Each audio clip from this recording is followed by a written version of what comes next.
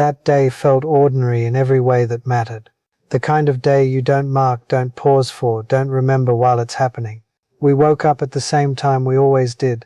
The light came through the window the same way it had for years. She moved around the kitchen quietly, familiar in her movements, comfortable in the silence we had grown used to sharing.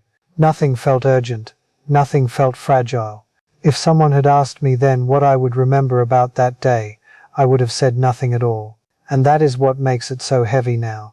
Because when everything ended, when the house became too quiet to bear, that normal day became the one I carried with me. The last day I treated like there would be another one tomorrow. For most of my life, I believed time was patient.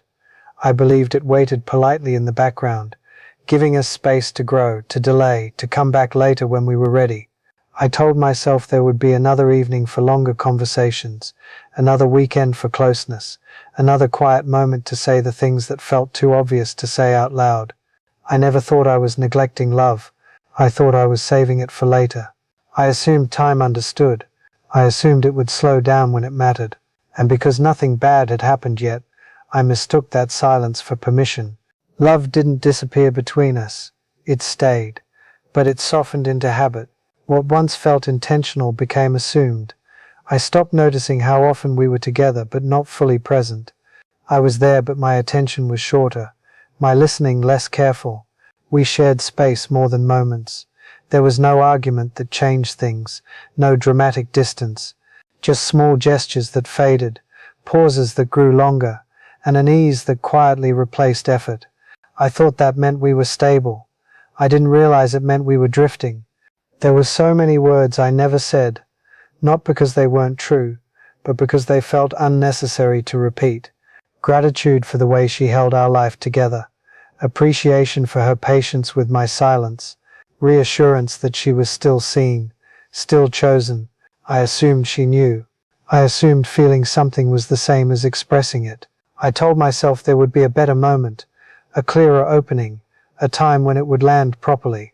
I didn't understand that unspoken words don't wait. They expire quietly. The first sign was her voice. Not weak, just different, softer, slower, like she was conserving something I didn't know was limited. She spoke less that day, and when she did there was a pause before each sentence, as if she were measuring her breath. I noticed it, but I didn't name it. It didn't alarm me. It didn't interrupt my certainty that this was just another day. Now I hear that voice in my memory more clearly than any warning I could have received. Waiting has a way of changing time. In that quiet space, minutes began to stretch. Silence felt heavier than words. Every small sound seemed louder, every movement slower. I became aware of my own breathing, of how still everything was. Nothing was happening. Yet something was leaving. I didn't know what to do with that feeling, so I sat inside it, telling myself that waiting was neutral, that it meant nothing, that it would end soon. Our last conversation didn't feel final. It was calm, gentle, ordinary in tone. She looked at me longer than usual, her eyes steady, her expression peaceful. She spoke without urgency, without drama. What I remember most isn't what she said, but how she said it. The pauses, the softness, the way she held my gaze as if making sure I was really there. I was listening but not understanding. I didn't realize that some moments only reveal their weight after they pass.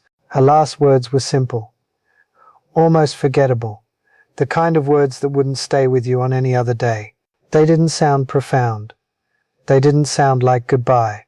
And because of that, I let them pass through me without stopping. I answered casually. I didn't hold on to them. I didn't know they would become the sentence I would replay more than any other. After she was gone, those words returned, over and over, each time heavier, each time clearer. Meaning arrived slowly, painfully, after it no longer mattered. I understood what she was offering, what she was asking, what she was leaving behind, and I understood it too late.